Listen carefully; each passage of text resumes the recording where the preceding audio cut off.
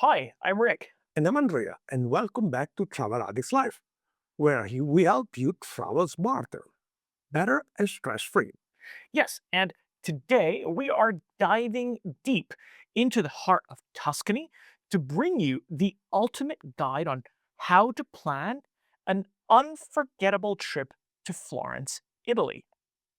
We'll be covering how to get to Florence, the best time to visit Florence, where to stay in Florence, what to pack for Florence, what to wear, and yes, what to avoid In Florence. in Florence, because nobody wants to travel fail in Florence. Florence. All right, so grab a glass of wine, hit that like button, and let's jump right on in. First thing first, how do you actually get to Florence? So Florence has an international airport, the Amerigo Vespucci Airport, and it's also known as Peretola. You can get a direct flight from major European cities such as Frankfurt, London, Paris, Brussels, and Madrid. But if you're flying in from North America or Asia, chances are you'll land in either Rome or Milan or one of the previous cities in Europe that I mentioned. Florence's Vespucci Airport is located about 5 kilometers or 3 miles from the city center. To go downtown from the airport, you have a few options. The easiest and cheapest is the shuttle tram that goes from the airport to the Santa Maria Novella train station, and it takes about 20 minutes and costs €1.70 for one way at the time of recording. This shuttle tram runs very frequently from 5 a.m. to 12:30 at night. From the airport, you can also take a taxi to your hotel. Taxis have a flat fee of €28 during the day, €32 at night, and €30 on the weekend. Also, they have a €1 fee per bag, so just be aware of that.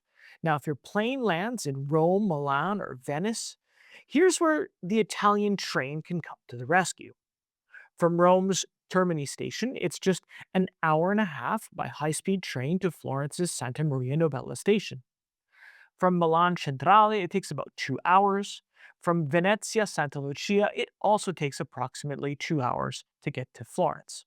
And trust us, these trains are fast, comfortable, and efficient. Booking in advance from with Trenitalia or Italo can save you a ton of money, and apps like Omeo make it super easy to compare schedules and prices, and everything's all in English. We'll also leave a link in the description for you to check them out. Also, if you want to know more about traveling in Italy by train, check out this video up here. Now, once you arrive in Florence, the Santa Maria Novella station is just steps away from the city center. You can walk to most hotels, grab a taxi, or even hop on a local bus if you're staying a little bit further out. All right, now let's talk when to visit Florence because timing matters. Spring, especially April to the end of May, is magical. The weather is pleasant, flowers are blooming, and the crowds haven't reached their summer peak. Another good time to visit Florence is the fall, especially late September through the early November. There's a few tourists here, the wine harvest is happening nearby, and the heat has backed off. The fall is probably the best time if you want to take a trip to the countryside of Tuscany. If you can, avoid July and August. Florence gets hot, like melted gelato hot, and it's crowded since it's peak season. Also, is the most expensive season. Winter, while cooler and sometimes wetter, can be charming if you want a quieter, more local experience, and most importantly, it will be the cheapest time to visit. Just bring a warm coat and an umbrella. Yes, that is very good advice. Okay, so next up, let's talk about where to stay.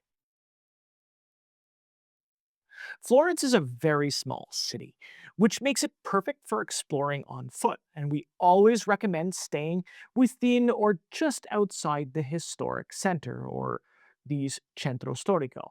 That way, you're close to all of the action without being overwhelmed by it. For first timers, neighborhoods like Santa Croce and San Lorenzo, well, these are perfect. They're amazing. You'll be near markets, cozy cafes, and local trattorias.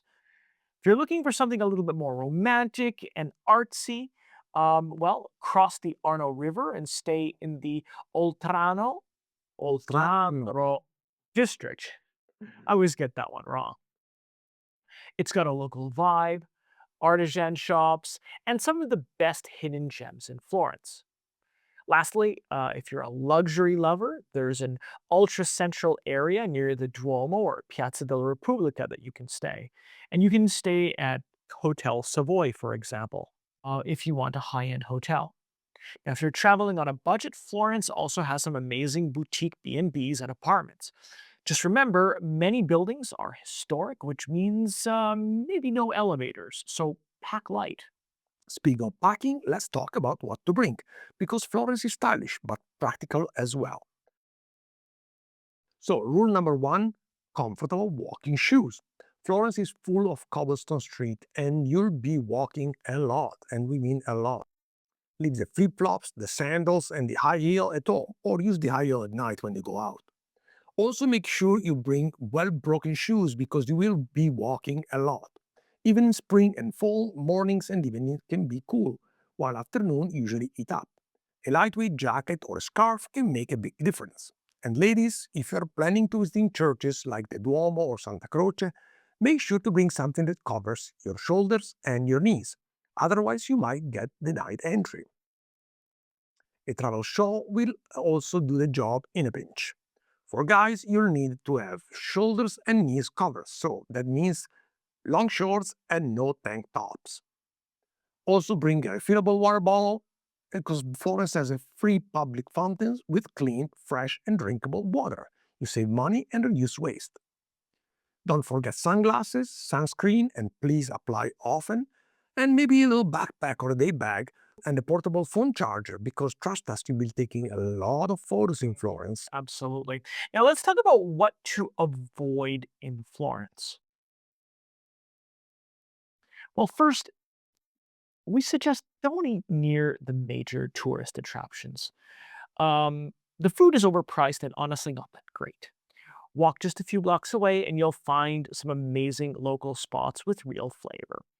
A great area for typical local food is around the San Lorenzo market. And please try the bistecca or alla Fiorentina, or just ask for the Fiorentina. It's a thick and juicy T-bone steak, cooked rare to medium rare and sliced perfectly for everyone. Second, avoid driving a car. Florence is fairly walkable, especially downtown. And you can reach pretty much any major attraction in also a few minutes just by walking. Also, Florence has a lot of what they call ZTL, or restricted traffic zones. And if you drive in without a permit, you're gonna get a hefty fine, probably in 6 months after you leave Florence. So just don't drive in downtown Florence. But if you are planning to do a road trip, say to Tuscany, maybe some wine tasting, consider taking a tour. This will take care of your transportation, especially if you're planning on trying some of the delicious Chianti that the area has to offer. And of course, you can scan this QR code or check the link in the description for some of the best wine tasting tours in the area. Third, don't try to do too much in one day. Florence is rich in art, architecture, and history, so take your time, savor it. If you pack too much in a day, you'll end up being exhausted. You won't really enjoy yourself. Absolutely.